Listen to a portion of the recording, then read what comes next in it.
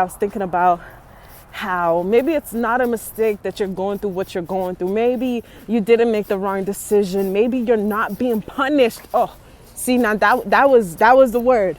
That was the word. Maybe you're not being punished. Maybe all the things that are happening to you are not against you.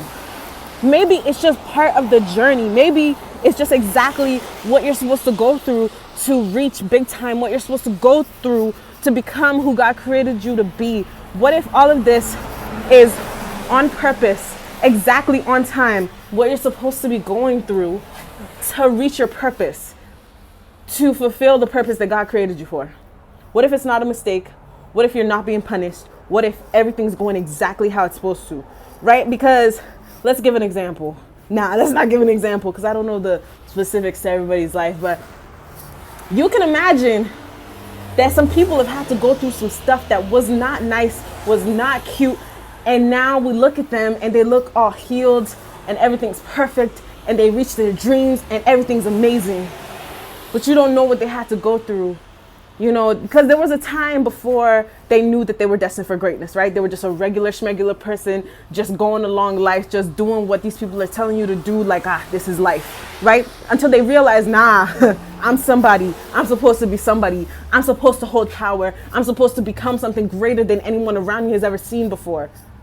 There was a time before they knew that, right? Which means they were hurt, which means people looked at them as small. David in the Bible, right? How his own family didn't see him as anything, rah, rah, rah. Just like Joseph, his family didn't even rate him, right? But he was destined to hold all this power, right? Just like David, though, he was just seen as so tiny, so small, not even an option to his father as someone who could be on a, high level. So there was a time before he was king, right? When Joseph was in that pit, that wasn't a mistake. Somehow it was setting him up for greatness because he ended up being in the right position to receive that opportunity that was going to completely change his life, right? Okay. Right? So him going to jail wasn't a coincidence, and it wasn't even his fault. He got set up. That's what I'm saying. Maybe it's not a mistake. Maybe it's not against you. Maybe this is literally just how the journey goes. And you just never knew what it was going to look like when you said yes to the dream. But this is what it's supposed to be. So let's tie this back into what E.T. said, Eric Thomas. Everyone wants to be a beast until it's time to do what beasts do. Things don't look like what you thought it was going to look like when you started this journey. But yet you still have to keep going.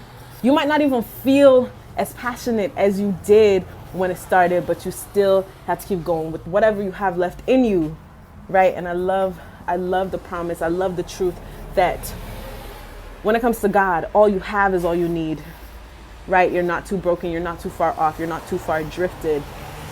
You have exactly what you need. God doesn't need more from you than what you have left within you. You're sad.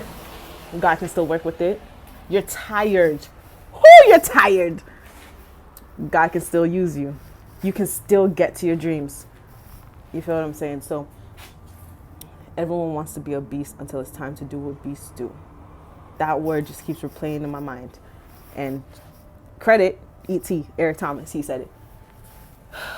So what's that making me think? That's making me think how the greats probably had to go through something similar or a different version of what you're going through. But no one talks about this part where they feel like, bruh, I don't even know if it's going to happen. Don't know if I have what it takes anymore. All this doubt, all this low energy, all this low feeling, all this, used to make the right decisions, fell off a little bit, right? No one's really talking about that part. And having to pick yourself back up even when you don't want to. Sorry. And having to pick yourself back up even when you do not want to. When it's time to do what beasts do. When your muscles are tired, when you're over it, when you barely believe anymore, when you're exhausted, when it's really looking like it ain't gonna happen, and you still just have to have that faith. You still have to just stay consistent on that journey. Still gotta wake up at 5 a.m.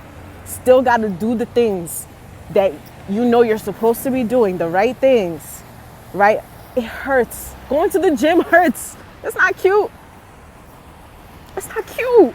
It hurts. Yet you still gotta go and you still gotta push yourself further. You still gotta stay on that machine 1 minute longer than you did yesterday. You still gotta increase those weights more than you pushed yesterday. You still gotta do those things, right? We could talk about the physical aspect, but right now I'm talking about the mental part of being a beast. Pulling yourself back up, even when you don't want to.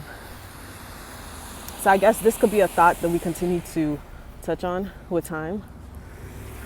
Everyone wants to be a beast until it's time to do what beasts do. Picking yourself back up every single time. It doesn't look cute, but you still gotta do it. And maybe this is just the journey to greatness. This is just what it is. And you just gotta continue to show up. So do what beasts would do. Do what a beast would do. And continue to show up and don't give up. And even if you do give up, get back up one more time. Love. Be the love you want to see in this world. Peace.